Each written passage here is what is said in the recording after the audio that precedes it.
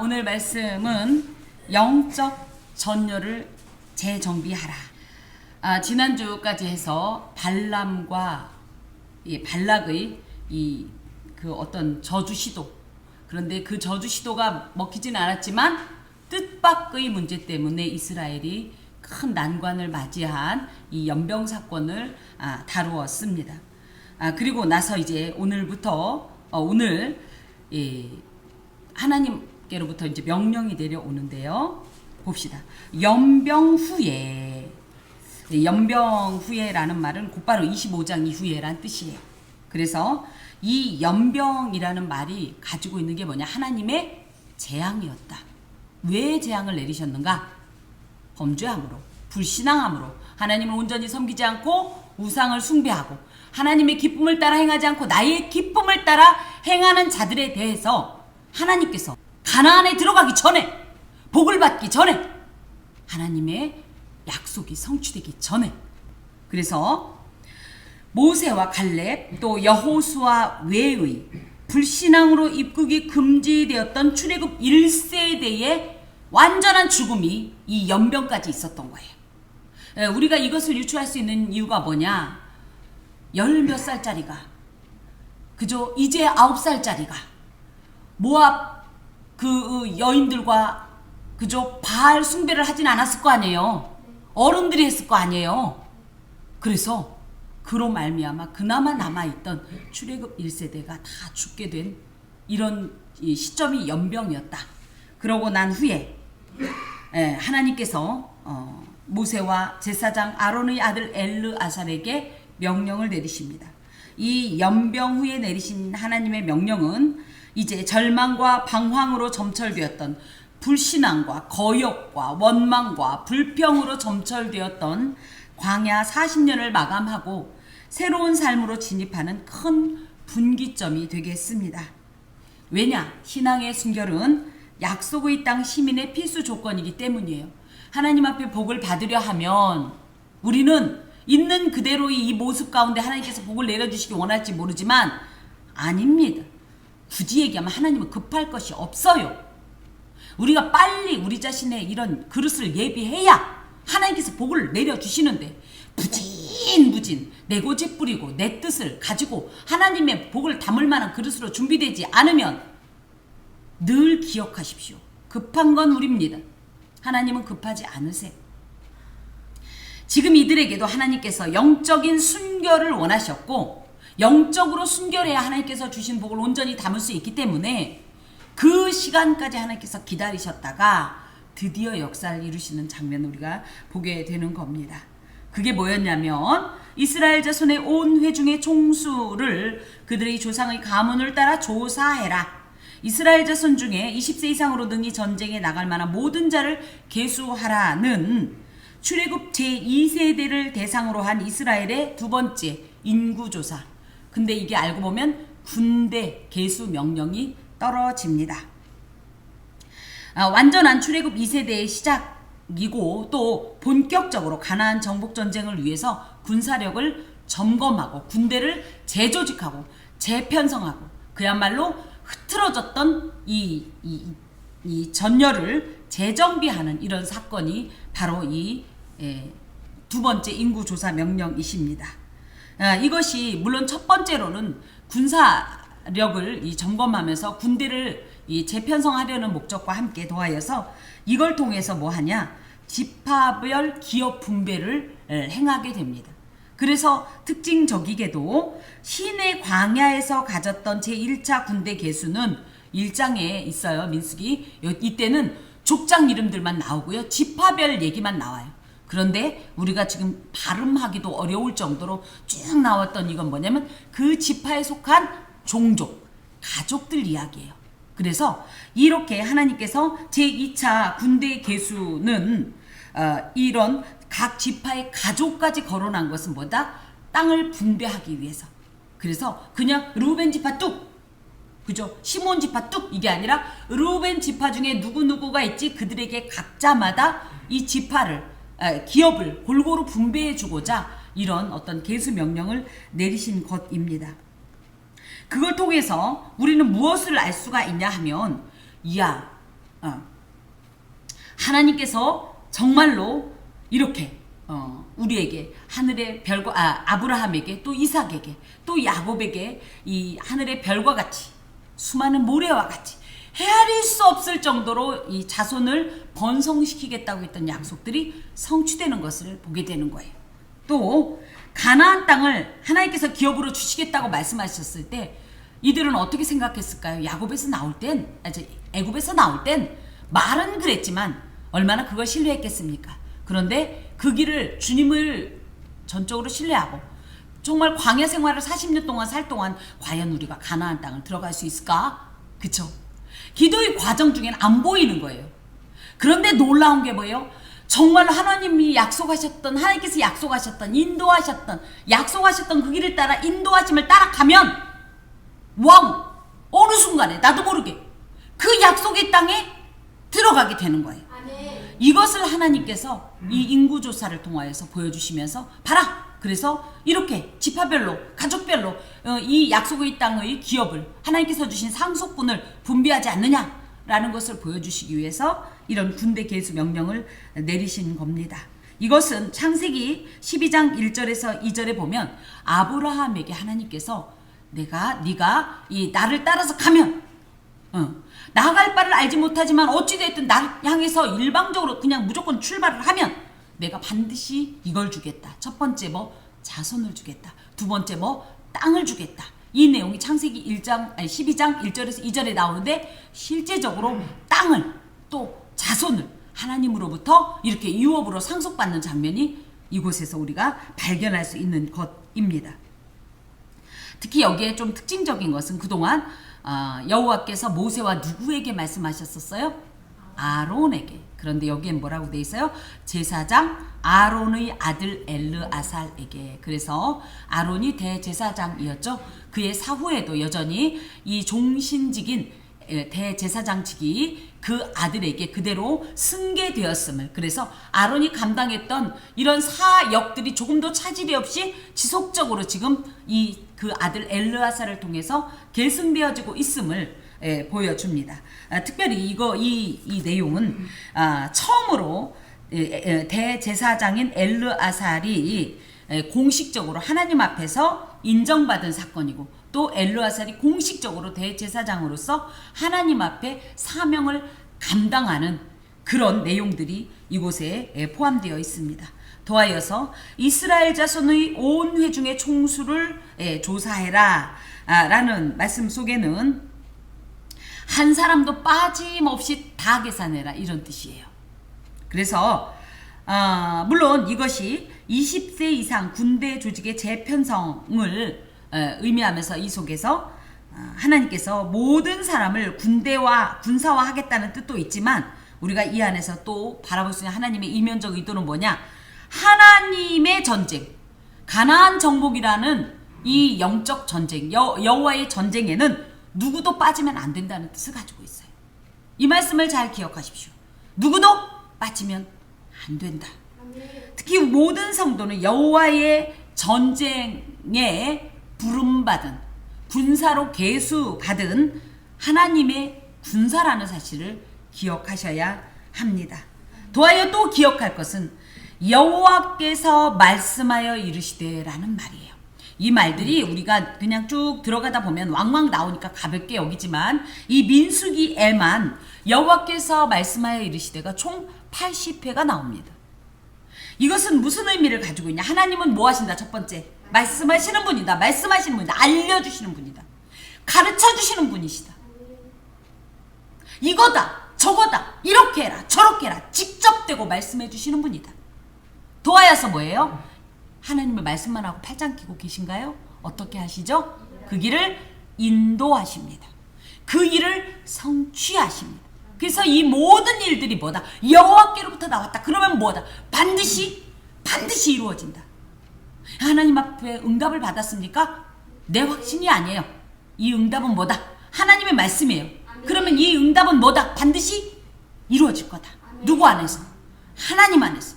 이 말씀을 지금 계속적으로 우리는 잘 못 느끼지만 계속적으로 저희한테 소리 없지만 강한 이 외침으로 선포되고 있는 내용을 우리가 발견하면서 우리의 모든 삶, 이스라엘의 이 전 삶이, 이 민족의 이 전 삶이, 전 어떤 역사가 하나님의 손에 있고 하나님의 응답과 하나님 의지하는 뜻이 우리의 삶도 그러하다라는 확신을 함께 가지시기 바랍니다.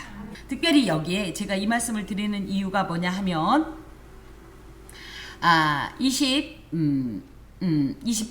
14장 아니야 14장 4절 이렇게 말이 안 나와. 4절에 여호와께서 애굽 땅에서 나온 모세와 이스라엘 자손에게 명령하신 대로 라는 말씀을 생각하면서입니다. 보세요. 애굽 1세대는 몇 살? 그죠? 적어도 그죠? 60살 이상이거나 그쵸? 60살 아래는 없을 거예요. 물론 20세 기준으로 그때 어린아이였던 이들은 빼고 말이에요. 그런데 분명히 이들에게 뭐라고 그래요? 출애굽 2세대인 이들에게 애굽 땅에서 나온 이스라엘 자손이래요. 이게 무슨 뜻이에요? 이들은 애굽 땅에서 나온 자들 아니잖아요. 설령 나왔더라도 성인이 아니었잖아요. 이게 무슨 뜻이냐 할 때 이것이야말로 하나님께서 오래전에 야곱에게 약속하시고 아브라함에게 예언하셨던 그 말씀의 성취를 이루셨다는 뜻을 가지고 있어요. 이들을 비록 세대는 바뀌었지만 하나님은 세대와 무관하게 뭐한다? 그 이스라엘 자손을 출애굽시키면서 반드시 가나안 땅에 입성시키고 그곳에 이 기업을 주겠다고 하셨던 이 약속을 반드시 이루시는 분이라는 의미에서 지금 이 내용을 쓴 겁니다. 그래서 애굽에서 나온 사람도 다 죽었는데 이게 무슨 소리야? 라고 생각할까봐 제가 이 말씀을 드립니다. 그걸 통해서 뭐예요? 하나님께서는 반드시 하나님께서 약속하신 것은 이루신다. 그리고 무엇보다도 이스라엘 백성들은 누구다? 하나님의 이 말씀의 성취를 경험하게 된 이 언약 백성이다. 우리 또한 그런 자들이다 라는 사실을 기억하시기 바랍니다. 자, 그래서 이제 이건 어디에서 일어난 일이냐? 3절에 보면 여리고 맞은편 요단과 모압 평지. 그래서 지난번에 25장 설명할 때 말씀드렸죠. 이것이 요단강이라고 할 때 지금 현재 동쪽에는 누가 있는 거예요? 이스라엘 모압 평지에 이스라엘 이 자손들이 모여 있는 거고요. 그 11km 정도 차이가 난다고 그랬어요. 한 요 정도 지점에 뭐가 있는 거예요? 여리고가 있는 거예요. 여기 이 대치 상태에서 지금 이 일이 벌어지고 있다 이거예요. 자, 봅시다. 장자는 루벤이라. 이 루벤으로 말할 것 같으면 레아의 첫 번째 아들이고 야곱에게도 첫 번째 아들입니다. 그런데 창세기 49장 3절에서 4절에 보면 야곱이 죽기 전에 유언 및 예언 기도를 하게 되는 내용을 보게 됩니다. 다 같이 창세기 49장을 잠깐 피세요. 이거하고 함께 여기에다 인덱스 해놓고 책갈비 해놓고 창세기 49장 을 보시면 3절과 4절을 봅시다.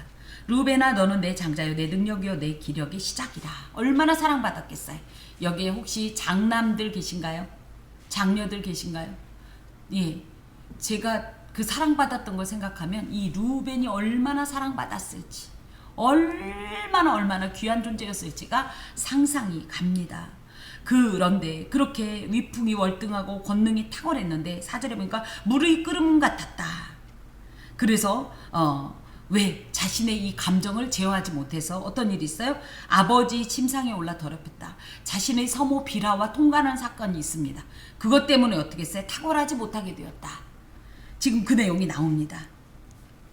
루벤이 그러므로 말미암아 이제 보면 쭉 나오고 있는데 총 몇 명이냐면 43,730명.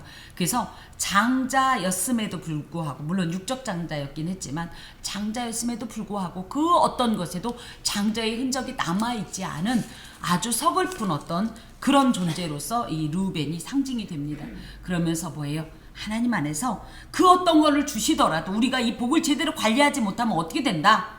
아니 받은만 못하다. 여러분 기억하십시오. 하나님께서 복을 주실 때는 어떻게 해라? 복을 받는 게 중요한 게 아니에요. 이 복을 잘 관리해야 돼요. 어떤 마인드로? 청지기적 사명감으로. 이거 내 거 아닙니다. 하나님께서 맡기신 거예요. 하나님의 일을 하기 위해서. 내 거라고 착각하고 마구 쓰면 어떻게 되는 거예요? 나중에 그 책임을 묻게 됩니다. 하나님으로부터 추궁당하게 됩니다. 이거 뭐 있냐? 내가 너한테 이런 일을 쓰려고 했는데 왜 너는 이걸 네 창고에 쌓았냐? 이렇게 말씀하실 수 있어요. 자, 그러면서 여기에 쭉 나오면 이제 루벤 자손에 대한 얘기가 나오다가 갑자기 9절에 보니까 엘리압의 아들 중에 느무엘, 다단, 아비람이라는 사람이 있었다. 이 중에 들어본 이름이 있죠? 다단과 아비람. 이들은 누구였어요? 광야에서 이 모세와 아론에게 이 반역을 꾀했던 고라의 자손의 당에 함께 합당했던 사람들이다. 그 얘기예요. 그게 누구였다? 루벤 자손이었다. 그 얘기를 하면서 그때 그런 일이 있지 않았느냐 10절에. 그런데 11절에 보면 고라의 아들은 죽지 아니하였다. 고라의 아들들은 자기 아버지가 그런 행동을 했던 것을 비록 아버지지만 절대 동조하지 않았다는 거예요. 여러분 왜 망합니까? 아닌데도 그냥 인간적인 정에 이끌리다 보면 어떤 일이 있어요? 하나님이 기뻐하지 않는 일인데도 인간적인 정에 이끌려서 판단력을 상실하고 분별하지 못하면 어떤 일이 있습니까? 함께 죽습니다. 하나님의 뜻이 우선이에요. 하나님의 기준이 우선입니다. 내가 내 가족을 아무리 사랑하고 아무리 내 모든 몸을 불사르게 내어주는 사랑을 한다 할지라도 우선적으로 기억해야 될 것이 뭐냐? 하나님의 뜻입니다. 하나님입니다. 이게 하나님을 우선주의로 생각하는 거예요. 그랬더니 고라의 자손들은 그들의 그런 급작스러운 재난에 죽지 않고 자연사했다. 이렇게 기록하고 있습니다. 이 고라의 자손은 루벤 지파가 아니에요. 레위 지파에 속하는 자들이에요. 그래서 이 고라의 후손들이 나중에 보면 이번 주 수요일 예배 속에 아마 고라의 마스길 나오는 것 같아요. 고라 자손들이 시편도 많이 하고 성전 문지기로도 쓰고요. 찬양대도 서고요. 이렇게 하면서 비록 그 아버지는 망했지만 동조하지 않은 자들은 살게 됩니다. 죄에 동조하지 마세요. 피하세요. 떠나세요. 구별하세요. 자, 12절부터 보면 또 시므온 자손의 종족들 이야기가 나옵니다. 시므온은 레위의 두 번째 아들이고요. 야곱에게도 두 번째 아들입니다. 이름은 이 말은 들으셨다 이런 뜻인데요. 루벤이라는 말은 벤이 아들이란 뜻이에요. 벤, 야 아들이다. 자, 나 아들 낳았다 이런 뜻이에요. 탕탕 나 아들 낳았다 이런 뜻이 루벤이고 시므온은 들으셨다. 그래서 자신의 기도를 들어주신 하나님 앞에서 믿음의 고백을 하는 레아의 고백인데요. 이 시므온의 이름이 언제 또 나오냐면 창세기 34장에 나옵니다. 자신의 여동생 디나가 세겜의 아들에게 이 강간을 당한 사건이 있을 때 이 시므온이 다혈질이었나 봐요. 그래가지고 자기의 이 동생 레위와 함께 칼을 들고 가서 그들을 진멸시킨 사건이 있었습니다. 그것 때문에 사실은 하나님 앞에서 굉장히 심각한 어떤 이런 훈계와 또 책망을 받았고 그 내용이 다시 49장 가보면 25절에 뭐라고 되어 있냐 시므온에 대한 내용이 25절에 25절 아니고 7절 자 5절부터 쭉 보면 그들은 시므온과 레위는 형제요 그들이 가른 폭력의 도구로다. 내후나 그들의 모의에 상관하지 말지어다. 내 영광과 그들의 집회에 참여하지 말지어다. 그들이 그들의 분노대로 사람을 죽이고 그들의 혈기대로 소의 발목 힘줄을 끊었음이로다. 그래서 그 세겜 사건을 연상하는 내용이 나오고요. 그래서 그 노여움이 혹독하니 저주를 받을 것이요. 그래서 그들의 이 노여움, 어리석은 이 분노의 이 행동들이 하나님으로부터 큰 저주를 받게 되었다는 내용이고요. 특히 내가 그들을 야곱 중에서 나누며 이스라엘 중에서 흩으리로다. 그래서 이 족속은요.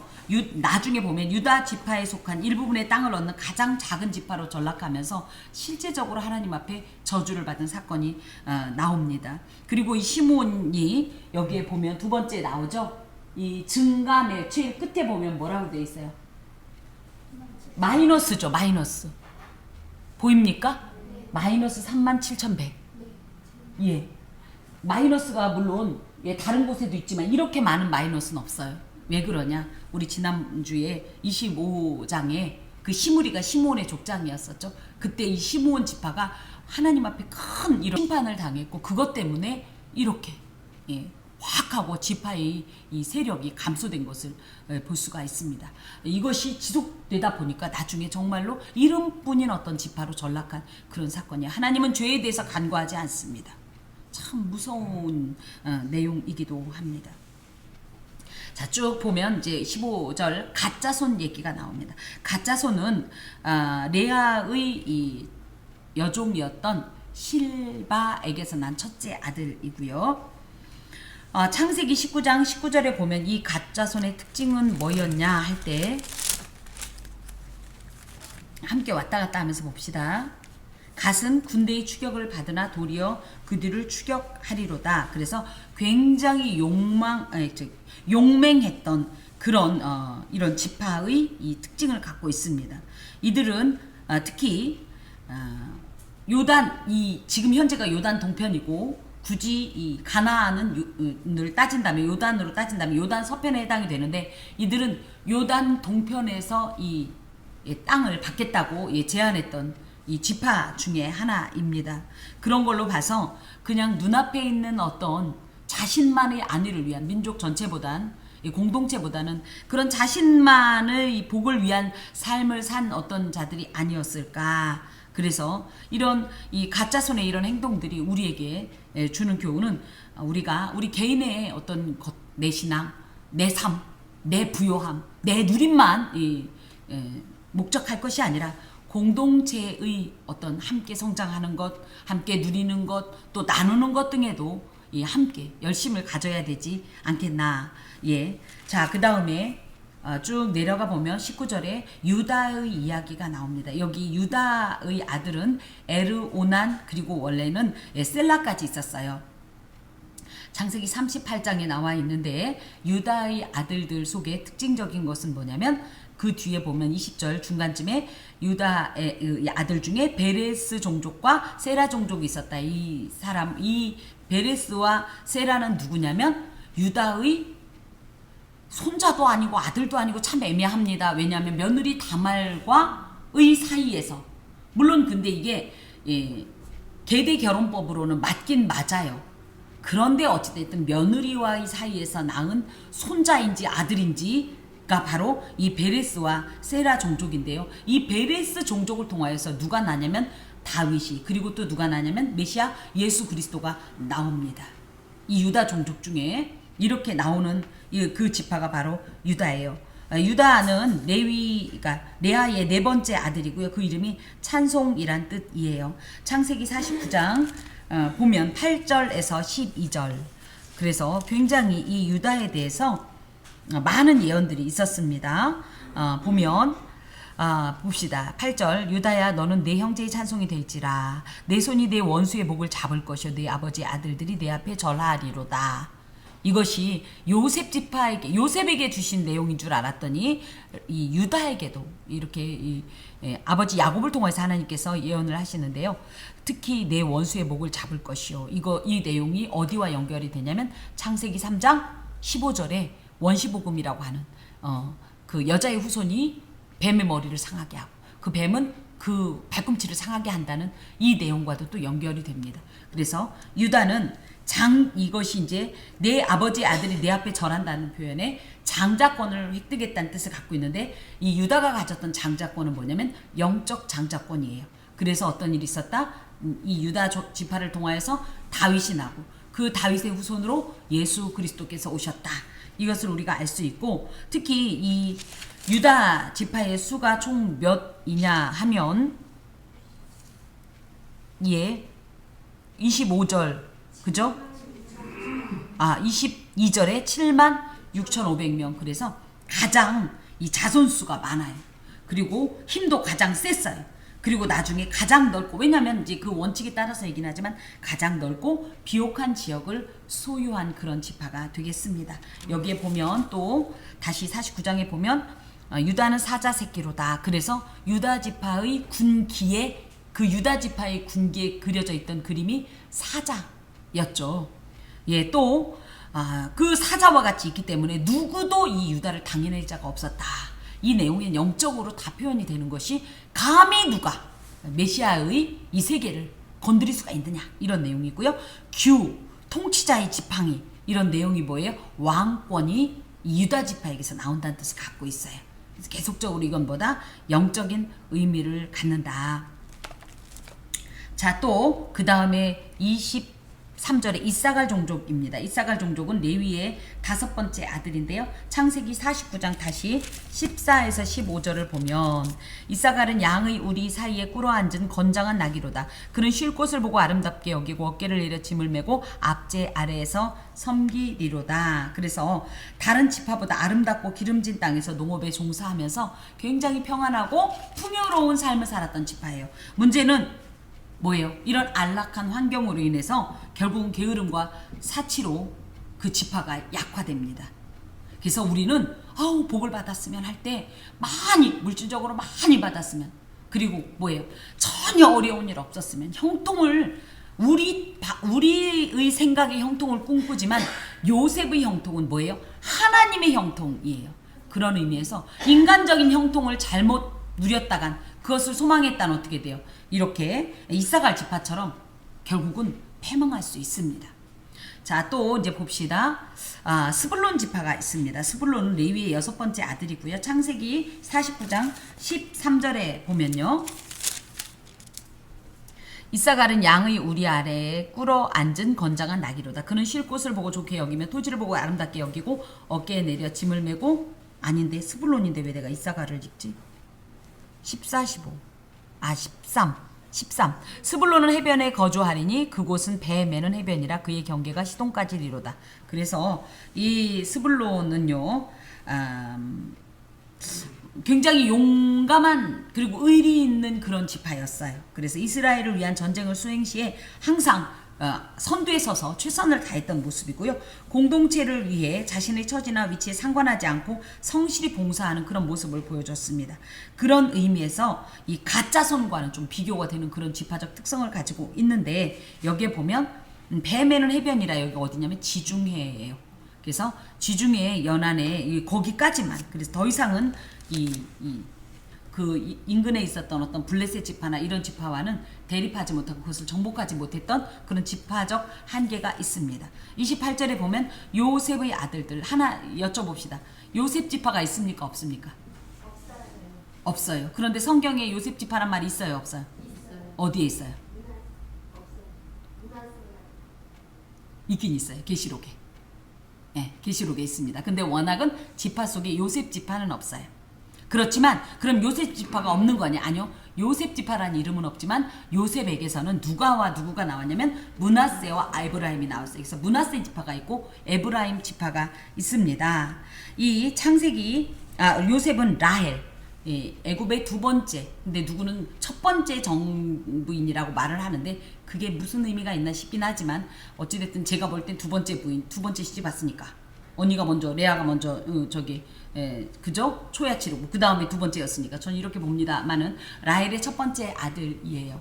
그래서 이 요셉에 대한 내용이 49장 22절에서 26절까지 쭉 나와 있어요. 요셉은 무성한 가지 곧 샘 곁에 무성한 가지라 그 가지가 담을 넘었도다 쭉 나오면서요.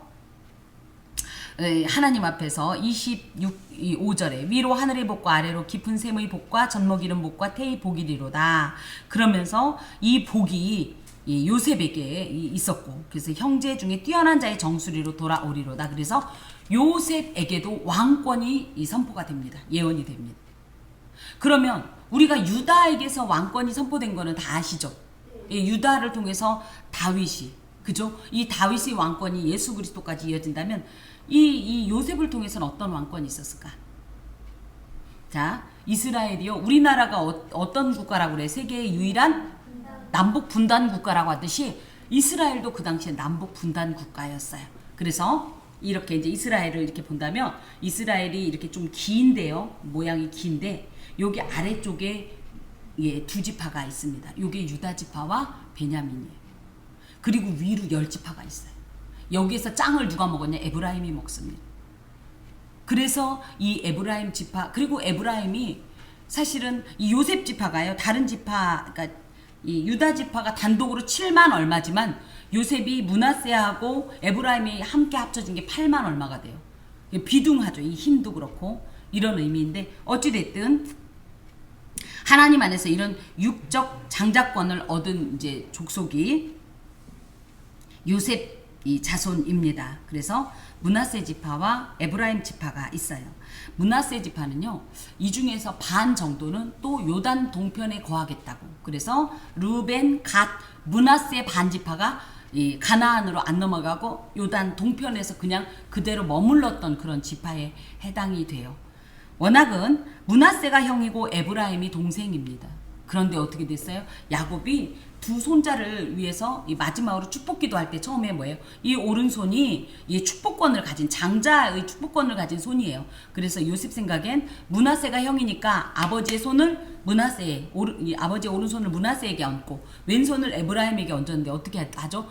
이 야곱이 기도하면서 손을 이렇게 바꾸잖아요. 이렇게 해서 이 야곱의 오른손이 결론적으로는 차자 두 번째 아들인 에브라임에게, 그래서 장자권이 에브라임에게 있습니다. 이것을 성경에서는 차자 우선의 원리라고 하는데요. 이런 또 전형적인 예가 누굽니까? 야곱이죠. 에서와 야곱. 그리고 또 굳이 얘기한다면 이삭도 그렇습니다. 이스마엘과 이삭. 아브라함에게는 굳이 얘기하면 장자가 원래는 누구였어요? 이스마엘이잖아요. 그랬는데 이삭이 그 아버지의 이 족장권을 물려받지 않습니까? 이것이 성경에서의 차자의 원리다 이렇게 얘기하는데, 이것이 이제 전형적으로 나왔던 것이 바로 이 요셉 자손에 있는 므낫세와 에브라임 지파입니다. 특별히 이 에브라임이 이제 사사기 등에 보면 에브라임의 활약상이 계속 나옵니다. 에브라임 지파에. 근데 썩 긍정적이진 않아요. 늘 태클 거는, 시비 거는 그런 족속입니다. 에브라임 지파가. 그리고 이 에브라임 속에 누가 나왔냐면 지금 당장 눈의 아들 여호수아가 에브라임 사람입니다. 또 우리가 잘 알고 있는 사무엘도 에브라임 지파입니다. 또 나중에 북이스라엘의 초대 왕인 여로보암도 에브라임 지파입니다. 자 이제 쭉 내려가 봅시다. 그러고 나서 여기에 보면 이 33절에 슬로보아스의 딸들 얘기가 나오는데, 이거는 27장에서 한 번 더 얘기할 거기 때문에 넘어갑니다. 쭉 이제 보면 38절에 베냐민 자손이 있습니다. 이 베냐민 자손이 라헬의 두 번째 아들이고요. 야곱으로 따지면 막내 아들입니다. 이 베냐민은요, 원래 엄마가 죽으면서 벳오니라는 이름을 지었어요. 이 오니라는 이름은 슬프다 뜻이에요. 아까 벤이 무슨 뜻이라고 했나요? 아들이란 뜻이죠. 그래서 벤오니, 그럼 뭐예요? 슬픈 아들. 왜요? 태어나자마자 애미 젖도 못 먹고 죽는 이 불쌍한 아들, 이런 뜻인데, 이 이름을 아버지 야곱이 뭐라고 바꿨냐면 베냐민으로 바꾸면서 벤 플러스 야민입니다. 야민은 뭐냐면 오른손이란 뜻이에요. 그래서 슬픔의 아들이 아니라 뭐다? 오른손의 아들이다. 이 오른손은 뭡니까? 힘, 복, 그죠? 권능, 이 모든 것을 포함하는 것이, 그래서 하나님은 나를 지키시는 자 할 때 어디에 있다고요? 주의 오른쪽, 우편이란 표현이에요. 나의 우편. 이렇게 얘기하는 이 오른손이 야민인데요. 그래서 오른손의 아들이라는 뜻을 갖고 있는 것이 베냐민입니다. 창세기 49장 27절 이제 좀 보면 베냐민에 대한 예언이 이렇게 있습니다. 베냐민은 물어뜯는 일이라 아침에는 빼앗은 것을 먹고 저녁에는 움킨 것을 나누리로다. 그래서 이 베냐민은 조금 호전적인 기질을 가지고 있어요. 쉽게 말하면 성격이 아주 그냥 지랄 맞았나 봐요. 그래서 이제 나중에 이 사사기 19장 이 내용을 보면, 여기에 보면 이 베냐민 지파 때문에 이스라엘에 큰 이 내전이 일어납니다. 너희들 잘못했으니까 빨리 잘못했다고 해. 이렇게 형 지파들이 얘기했을 때 베냐민 지파가 못해! 싸우자! 이러면서 이 이스라엘 간에, 이 12지파 간에 싸움이 일어나 버립니다. 그래서 이때 또 베냐민이 엄청 쪼그라들어 버립니다. 그래서 이 베냐민 지파도 결론적으로는 유다한테 빌붙어 사는 그런 지파로 전락하게 되는데, 이 베냐민 지파의 출신으로는 이스라엘의 초대 왕인 사울 왕이 베냐민 지파고요. 또 같은 이름을 가진 사도행전에서 나오는 사도 바울, 이 사람도 본래 이름은 사울이었죠. 두 사울이 베냐민 지파 유명한 사람들입니다. 그 다음에 좀 봅시다. 42절에 단 자손이 있습니다. 단 자손은 빌하, 이 빌하는 누구냐면 야곱의 부인인 라헬의 몸종이 빌하입니다. 이 빌하가 누구냐면 아까 그 루벤과 통관한 이 야곱의 첩입니다. 창세기 19장 이제 봅시다. 창세기 19장 16에서 18을 보면 단은 이스라엘의 한 지파같이 그의 백성을 심판하리로다. 그래서 단이라는 이름 자체가 뭐냐면 심판, 판결 이런 뜻이에요. 그런데 단은 길섭의 뱀이요 샛길의 독사로다. 말굽을 물어서 그 탄자를 뒤로 떨어지게 하리로다. 그래서 굉장히 이스라엘과 사이가 안 좋았던 어떤 민족이고요. 이 단지파가 사사기에 보면 그때까지도 자신들이 분명히 기업을 분배받았음에도 불구하고 그곳을 제대로 정복하지 못하고 정착하지 못하면서 어떻게 해요? 막 방황하다가 이 미가의 집에 쳐들어가서 우상을 탈취하고 또 그 평안히 사는 이들이 습격해서 자기의 땅을 이렇게 마련하는 그런 내용이 나오는데요. 그래서 이스라엘과는 굉장히 사이가 안 좋았던 사이고요. 또 이스라엘 중에서 가장 먼저 우상을 받아들인, 결론적으로는 이 우상 때문에 단은 망합니다. 이 북이스라엘의 초대왕 여로보암이 그 당시에 금송아지를 베델에 두고, 이건 이 북이스라엘의 최남단이 베델에 두고 최북단인 단에 둡니다. 그러니까 이들이 그때부터 더욱더 우상숭배를 열심히 해가지고요. 아주 열심히 우상을 섬겼었고요. 결국은 이 우상 때문에 이들은 흔적도 없어집니다. 이미 거의 아수르 등의 포로가 되기 전에 단지파라는 이름이 없어질 정도로 우상숭배 때문에 진작 진멸을 당했던 그런 족속입니다. 단지파에서 유명한 사람은 삼손입니다. 삼손. 근데 너무 안타까운 것이 계시록 7장에 보면요, 이스라엘 12지파 이름이 쭉 나오는데 여기에 단지파 이름이 빠져요. 그럼 요한이 뺀 줄 아세요? 아니면 하나님 빼드린 거예요. 하나님이 제 아무리 택한 백성이라도 궁극적으로 하나님의 언약의 그 울타리 안에 들어있기를 거부하고 자꾸 뛰쳐나가면 어떻게 돼요? 결국은 삭제시켜버립니다. 그래서 제가 늘 말씀드리는 거예요. 구원받았다고 장담하지 마라. 나 지금 구원받았으니까 난 그날에 천국에 가 있을 거라 장담하지 마세요. 아니, 성경에 이런 예가 비근하게 나와 있는데 왜 우리는 무슨 근거로 그렇게 자신만만합니까? 내가 대충 예수 믿으면 돼? 내가 대충 세례받았으니까 돼? 그걸 누가 이 확신을 시켜주고 누가 그거를 확실히 이루어줄 수 있습니까? 44절 아셀 자손이 나옵니다. 아셀은요 기쁨이란 뜻이에요. 실바, 그래서 레아의 종 실바에게서 난 두 번째 아들이고요. 창세기 49장 20절에 보면 아셀에게서 나는 먹을 것은 기름진 것이라 그가 왕의 수라산을 차리리로다. 그래서 비옥한 땅을 이렇게 분깃으로 받았어요. 그래서 굉장히 특산물이 나오니까 오죽하면 왕의 진상품을 조달하던 그런 지파였어요. 그런데 뭐예요? 아까도 말씀드렸듯이 풍요하면 뭐가 있어요? 그래서 결국은 바알 숭배에 빠져가지고 굉장히 또 심각한 이런 이 지파의 훼손이 있습니다. 자, 48절 봅시다. 납달리 자손이 있습니다. 납달리는 비라의 두 번째 아들인데요. 창세기 49장 21절에 보면 납달리는 노인 암사슴이라 아름다운 소리를 발하는도다. 그래서 비옥하고 좋은 갈릴리 호수 북서부 지역에 위치해 있었습니다. 문제는 뭐예요?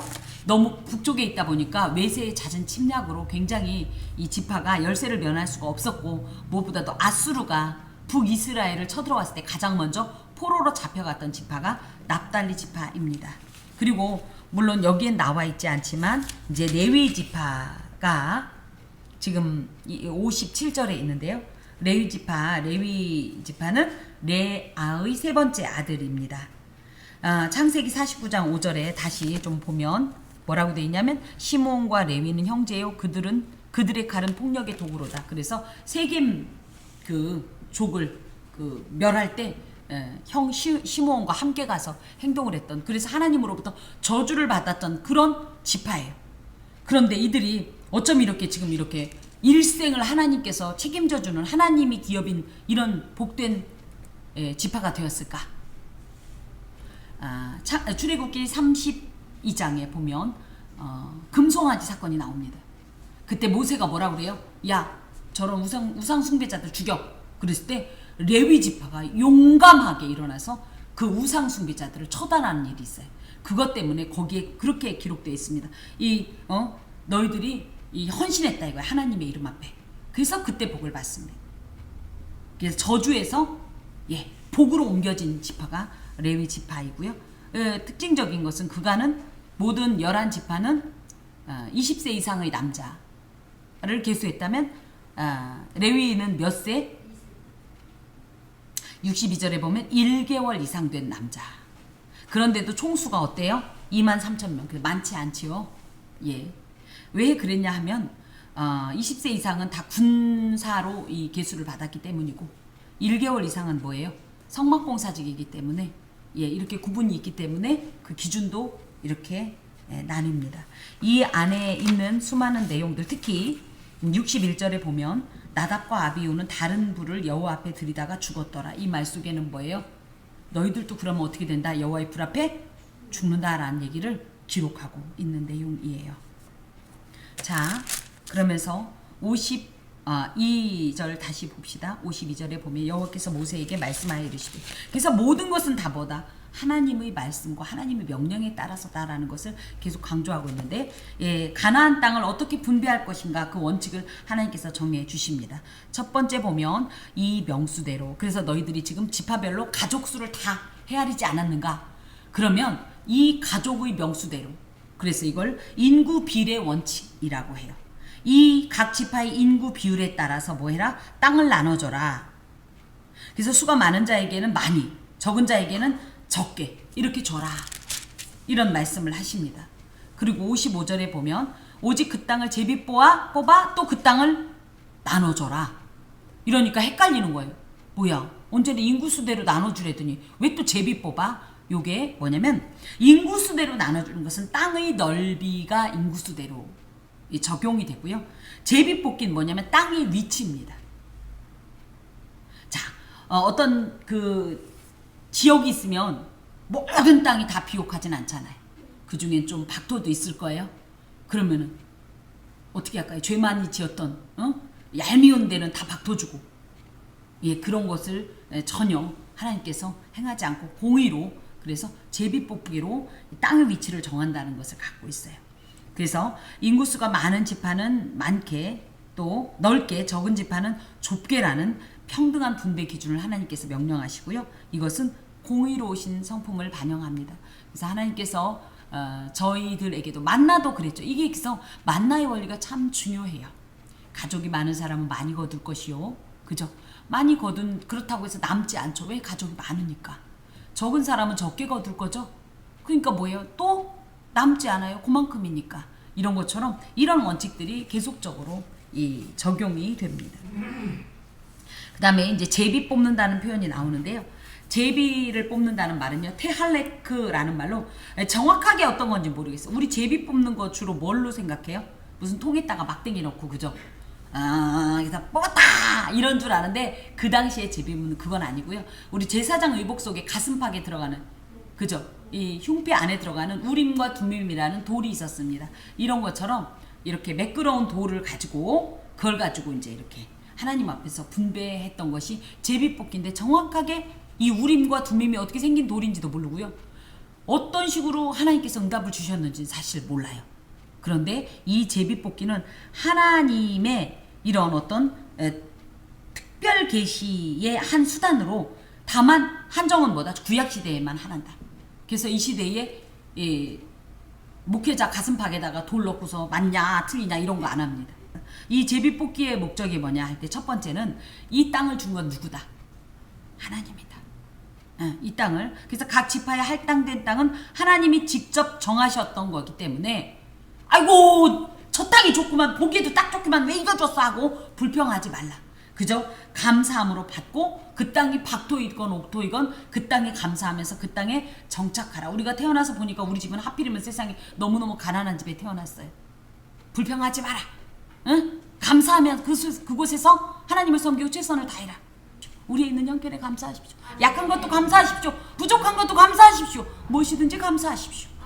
하나님은 그것에 목적이 있는 거예요. 지금 그걸 보여주시려고 제비 뽑기를 시행하시는 겁니다. 또 그래서 분배된 땅의 상태가 옥토 혹은 박토냐에 대한 어떤 시비가 일어날 소지를 미연에 방지하고자 이렇게 이 하나님께서 제비뽑기를 주신 겁니다. 특별히 그러면 이 시대에도 제비뽑기가 있었으면 좋겠는데 왜 없냐 할 때 지금은 하나님의 특별 계시 방법이 바뀌었습니다. 첫 번째가 뭐예요? 성경이에요. 성경.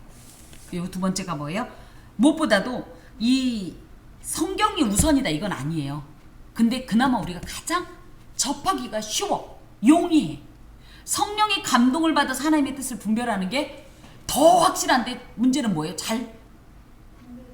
분별이 어려워요.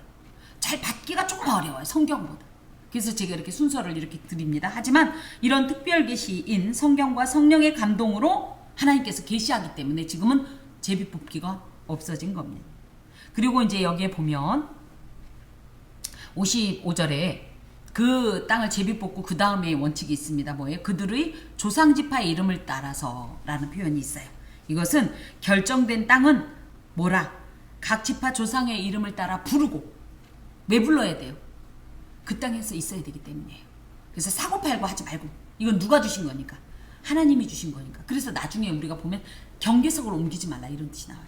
예를 들어 여기에다가 땅땅땅 하고 이렇게 여기는 예를 들어 루벤 지파 땅이라고 표시해놨어요. 그거 쑥 빼갖고 옮기지 말라는 얘기예요.